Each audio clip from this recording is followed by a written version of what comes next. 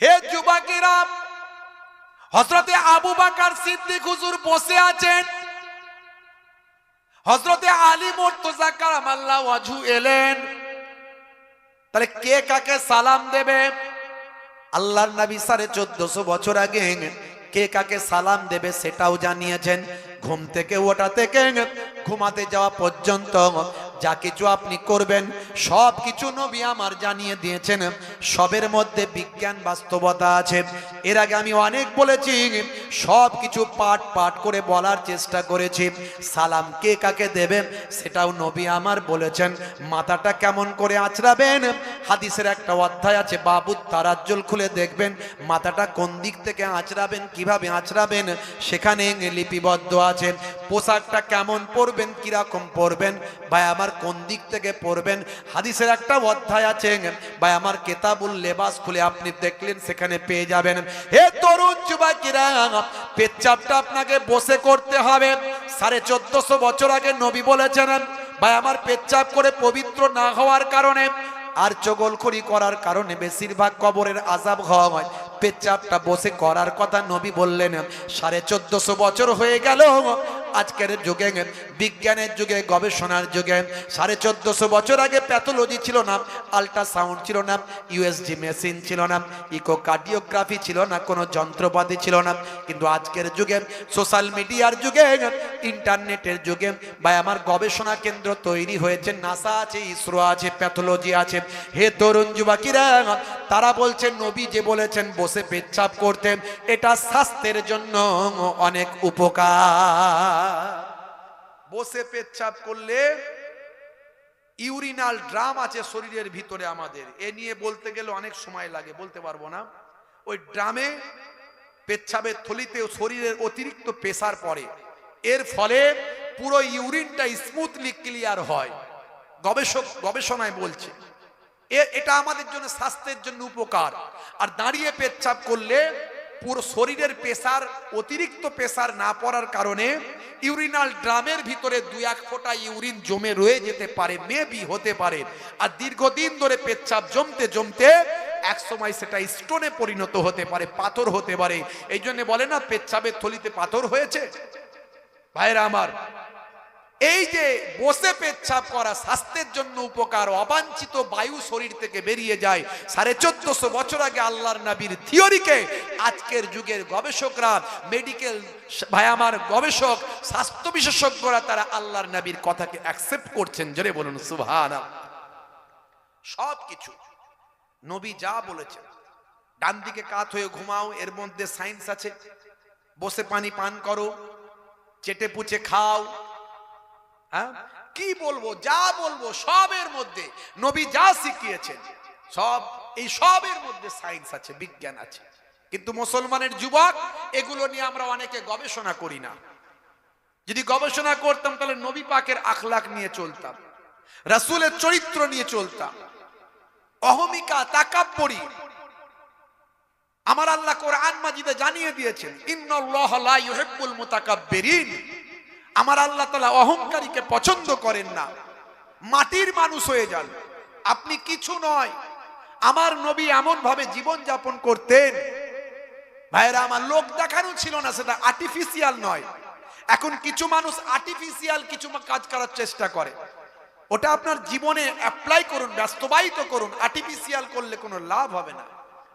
আমার নবী এমন ভাবে জীবন যাপন করতেন ভাই আমার, সবাই অবাক হয়ে যেত, বিদেশি রাষ্ট্রদূতরা অবাক হয়ে যেত, সাহাবাই কেরামরা অবাক হয়ে যেতেন।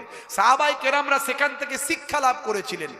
আজও যারা ওলি আউলিয়া হয়েছেন তারা সেই নবীর আখলাকে মুগ্ধ হয়ে, রাসূলের আখলাককে বাস্তবায়িত করে তারা আজকে ওলি আউলিয়া হয়েছেন।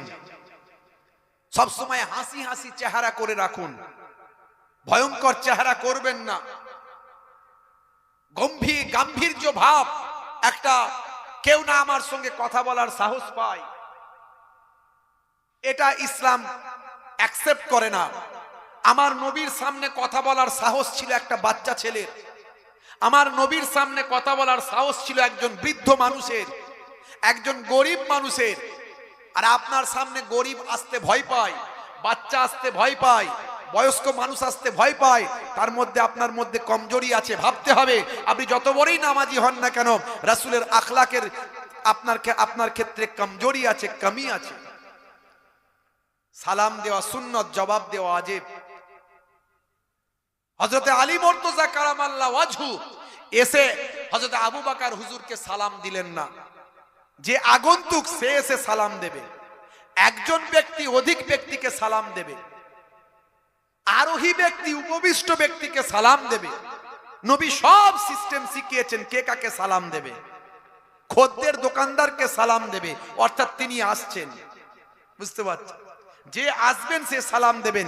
কে দোকানদার, কে খদ্দের, কে হুজুর, কে পীর সাহেব, কে মাস্টার সাহেব, কে উকিল সাহেব বড় কথা নয়। এখানে ইসলামের সিস্টেমটা হলো বড় কথা। ভাইরা আমার, হযরতে আলী মুর্তজা কারামাল্লাহু ওয়াজহু তিনি এলেন নবী পাকের দরবারে। এসে দেখলেন যে আবু বকর হুজুর বসে আছেন, কিন্তু হযরতে আলী হুজুর সালাম দিলেন না। হযরত আলী হুজুর সালাম দিলেন না। হে তরুণ যুবকেরা, হে আমার বন্ধুরা, শুনে রেখে দিন বাবা, জেনে রেখে দেন।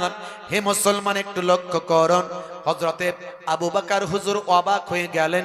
আমার নবীর তরিকা হলো আগন্তুক ব্যক্তি উপবিষ্ট ব্যক্তিকে সালাম দেবেন, কিন্তু হযরতে আলী এলো, কিন্তু আমি আবু বকর বসে আছি, আমি আবু বকরকে সালাম দিল না। হযরত আবু বকর হুজুর নিজেই সালামটা দিলেন।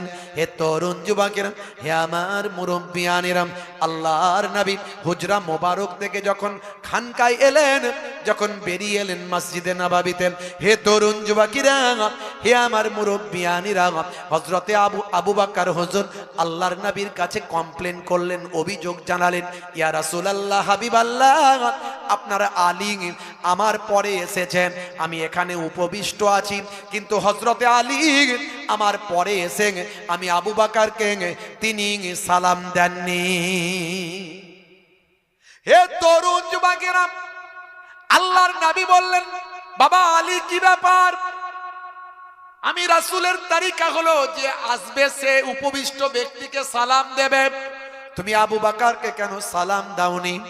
হযরত আলী মুর্তজা কারামাল্লাহু ওয়াজহু বলেন, আমি গত রাত্রে স্বপ্নে দেখলাম যে ব্যক্তি প্রথম অন্য কাউকে সালাম দেওয়া অভ্যাস করবেন, যে ব্যক্তি প্রথম অন্য কাউকে সালাম দেবেন, তার জন্য আমার আল্লাহ তাআলা জান্নাতে একটা বালাখানা অট্টালিকা রেখেছে।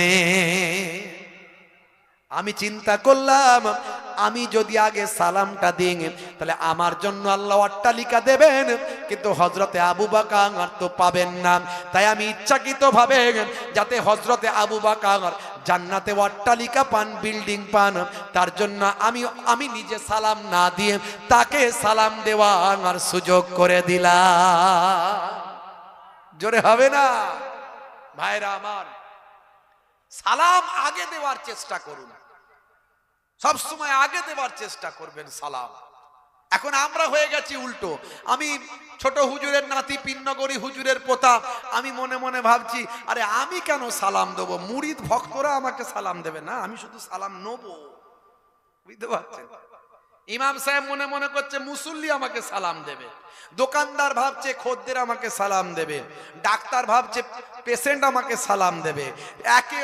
প্রত্যেকেই সালাম লেনেওয়ালা হয়ে গেছে, দেনেওয়ালা কম। সালাম দেওয়ার অভ্যাস করুন।